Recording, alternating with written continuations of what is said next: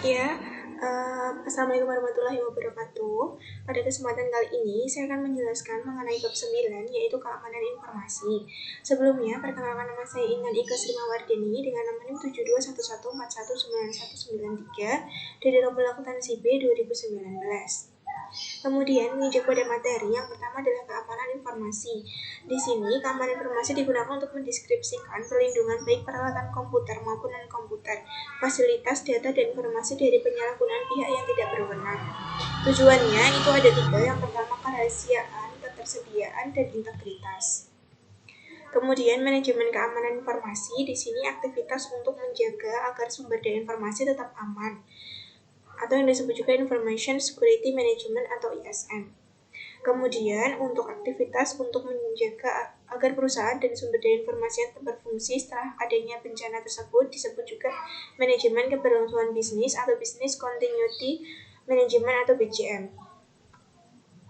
Keamanan manajemen informasi, di sini tolak ukur keamanan informasi atau Information Security Benchmark adalah tingkat keamanan yang disarankan yang dalam keadaan normal lulus menawarkan perlindungan yang cukup terhadap gangguan yang tidak terotorisasi. Kemudian di sini ada dua macam ancaman. Yang pertama ancaman internal dan eksternal. Dan di sini ancaman internal mencakup bukan hanya karyawan perusahaan tetapi juga pekerja.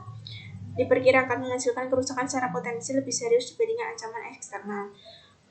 Sedangkan yang kedua adalah tindakan kecelakaan dan disengaja. Di sini banyak terjadi kerusakan karena kecelakaan, maka dari itu sistem keamanan juga harus mengeliminasi atau mengurangi kemungkinan terjadinya kerusakan.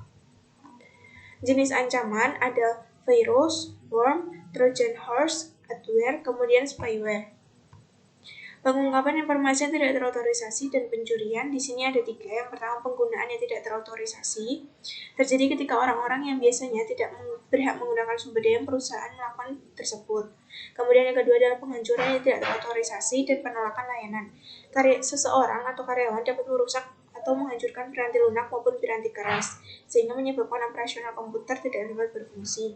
Kemudian yang ketiga adalah modifikasi yang tidak terotorisasi. Persoalan e-commerce. Menurut survei, pemalsuan kartu kredit 12 kali sering terjadi untuk para peretail e-commerce. Untuk itu, perusahaan kartu kredit yang utama mengimplementasikan program yang ditujukan khusus untuk keamanan kartu kredit e-commerce. Kartu kredit sekali pakai bekerja dengan cara saat pemegang kartu kredit ingin membeli sesuatu secara online, dia akan memperoleh angka yang acak dari situs web perusahaan kartu kredit tersebut. Angka inilah yang diberikan kepada pedagang e-commerce, kemudian melaporkan perusahaan kartu kredit untuk pembayaran.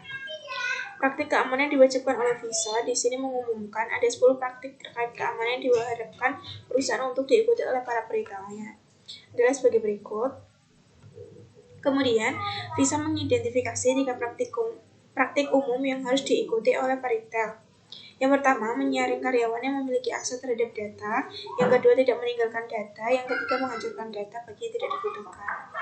Kemudian, setelah analisis risiko diselesaikan, hasil temuan sebaiknya didokumentasikan dalam laporan analisis risiko yang mencakup 8 tipe seperti ini. Kemudian manajemen risiko di sini mendefinisikan risiko sebagai 4 langkah. Yang pertama, identifikasi aset bisnis yang harus dilindungi. 2, menyadari risiko. Yang 3, menentukan tingkat dampak atau perusahaan jika risiko benar-benar terjadi. Yang keempat, menganalisis kelemahan perusahaan tersebut. Kemudian tingkat keparahan dampak dapat diklasifikasikan menjadi 3 seperti berikut. Dampak yang parah, signifikan, kemudian yang minor. Kebijakan keamanan informasi di sini ada 5 fase. Yang pertama, inisiasi proyek. Yang kedua, penyusunan kebijakan. Yang ketiga, konsultasi dan persetujuan. Yang keempat, kesadaran dan edukasi. Yang kelima, penyebarluasan kebijakan.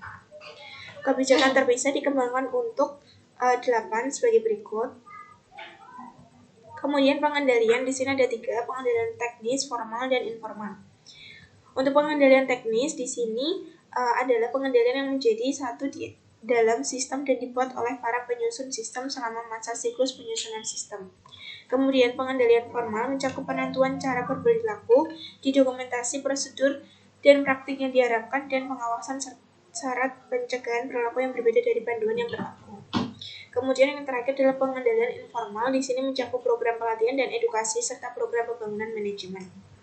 Pencapaian tingkat pengendalian yang tepat. Dari ketiga jenis pengendalian tersebut mengharuskan adanya biaya. Dengan demikian, keputusan untuk mengendalikan pada akhirnya dibuat berdasarkan biaya versus keuntungan.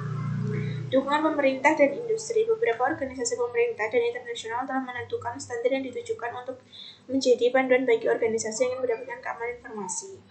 Beberapa pihak penentu standar menggunakan istilah baseline atau dasar dan bukannya benchmark. Standar industri atau The Center of Internet Security adalah organisasi nirlaba yang didesainkan untuk membantu para pengguna komputer guna membuat sistem yang lebih aman dengan dalam dua bentuk, yaitu JIS Benchmark dan JIS Stalling Tools. Sertifikasi profesional, di sini ada profesi IT menawarkan program sertifikasi. Yang pertama Asosiasi Audit Sistem dan Pengendalian, yang kedua Konsorsium Sertifikasi Keamanan Sistem Informasi Internasional, yang ketiga adalah Institut SANS. Meletakkan manajemen keamanan informasi pada tempatnya. Kebijakan ini dibuat berdasarkan identifikasi ancaman dan risiko ataupun berdasarkan panduan yang diberikan oleh pemerintah maupun asosiasi industri. Kemudian manajemen keberlangsungan bisnis, di sini ada sub 3 rencana umum. Yang pertama rencana darurat, rencana cadangan, rencana catatan penting. Kemudian yang terakhir adalah meletakkan manajemen keberlangsungan bisnis pada tempatnya, merupakan salah satu bidang pengguna komputer di mana kita dapat melihat perkembangan besar. Demikian yang mungkin dapat saya sampaikan. Kurang lebihnya mohon maaf dan semoga dapat bermanfaat untuk kita semua. Wabillahi taufiq wal hidayah. Wassalamualaikum warahmatullahi wabarakatuh.